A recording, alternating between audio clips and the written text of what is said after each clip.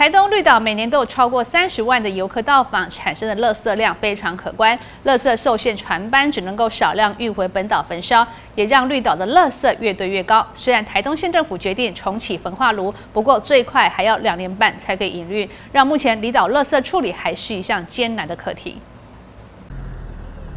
到绿岛观光的游客们用快乐的心情欣赏当地的美丽风光，却不知在这一片美好景象的背后，正发生着十分麻烦的垃圾危机。10年前的垃圾量，它的高度大概还是现在这个样子，可是4年以后，它的垃圾量倍数成长，它已经快靠跟围墙一样高了。随着离岛吸引许多观光客到访，所带来的垃圾量也成正比。目前绿岛的垃圾掩埋场已不敷使用，台东县政府将垃圾转运外县市代为焚烧，却受限船班只能少量运输，仍然缓不济急。因为现在离岛的垃圾啦，不管是兰屿或绿岛，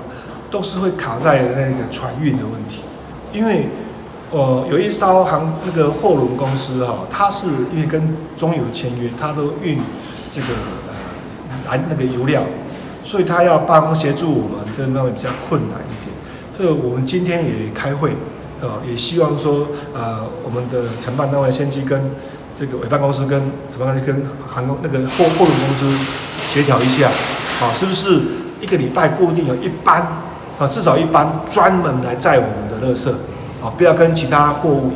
混在一起，可能这样会比较好。第二个就是离岛的垃圾因为它里面的厨余量太高了。所以它会造成一些臭味、异味，甚至有一些那个蛆什么的在里面。所以这方面我们也要跟环保署申请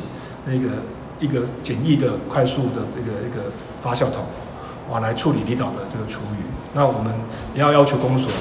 请那个家户跟业者不要把厨余放在那个垃圾里面。那这样可能